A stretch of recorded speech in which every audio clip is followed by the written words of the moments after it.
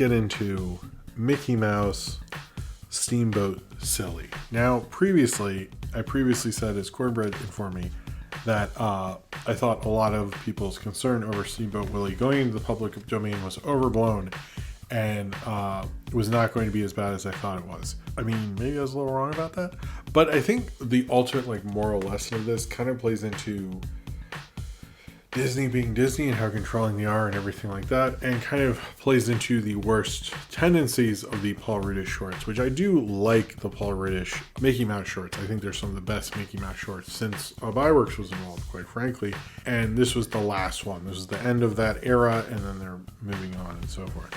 But I think what the ultimate message of this is dark and true and kind of makes you doubt the whole importance of trying to put something in the public domain. It makes Disney, you can sort of hear them laughing at your attempts at even thinking that you could take Mickey Mouse away from them.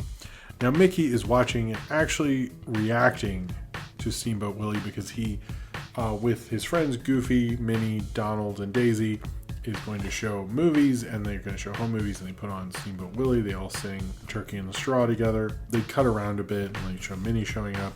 And then the film breaks right before the animal abuse. Then Steamboat Willie leaves the frame of the film and comes out of it and plays with Mickey. And then the film kind of gets in a fan or something, and a ton of Steamboat Willies go around and run amok through the town. The Steamboat Willie original one starts making Donald into a instrument, and Goofy playing Goofy's teeth, and actually does a lot of the animal abuse things. So it's if you're watching this, you're oh, they won't do it. They skipped over the animal abuse. I'm don't worry, he'll do that to the characters in this, except for playing the pig's udders. He doesn't do that. Then they all run amok. You see them doing all sorts of crazy stuff in town, including actually doing a skeleton dance, which I thought was a nice tribute to Byworks, and getting involved in the pink elephant scene in Dumbo, which is another Byworks reference, because I learned recently that he helped pick out the exact pink for that animation sequence and get it to work, and doing a lot of the technical aspects to make it pop the way it did. So I think that's probably a reference to that. Maybe I'm reaching on that one. But, they are able to contain the Steamboat Willies, but in the end, all his film canisters open, all these different Mickeys open, and it's kind of well, it's always nice, I think, to have Mickey around. And then it turns and the whole earth is a Mickey Mouse head. What I honestly think this is saying, and I don't think it's overblown now, is this. First off, Mickey Mouse is trademarked, and there's still legal protections over that character to a certain extent. But they know this. You can make whatever fucking Mickey Mouse you want. It doesn't matter. Have absolute fun. It'll be so much fun. It'll be crazy. You can make a stupid horror movie. People are still going to come to Disneyland, Disney World, wear the Mickey Mouse hats. He's still a character they think of when they think of Disney. They're not going to think of your stupid YouTube channel. They're not going to think of your stupid horror movie. Go have your fun. Run amok through the whole fucking town. Make as many stupid Mickey Mouse cartoons as you want, because they all come back to fucking Disney. They're always going to come back to Disney. Doesn't matter what you do. And they knew this the entire time. It's the whole thing with the Escape of Tomorrow, that horror movie that they shot in Disneyland. I thought it was kind of cool as a cult thing. I know everyone hates it. And their whole marketing strategies, they thought Disney would sue them, and Disney just ignored it. And I think Disney was playing 4D chess, where they went, we can't do anything to stop the public domain of Mickey Mouse. So why fight it?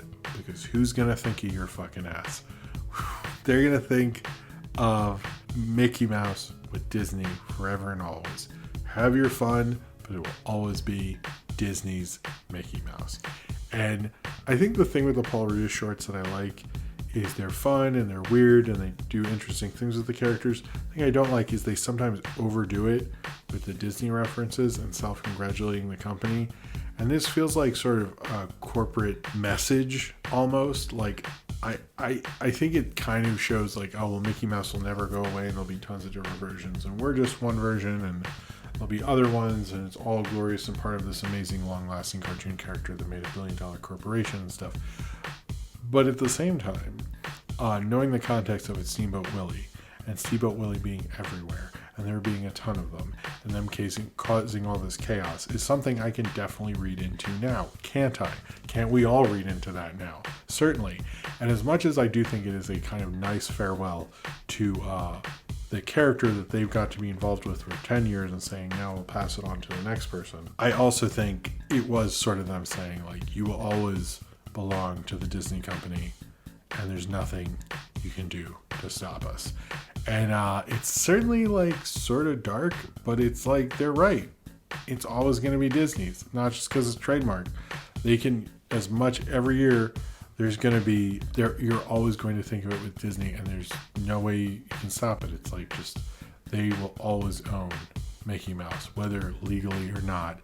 It is thought of with them.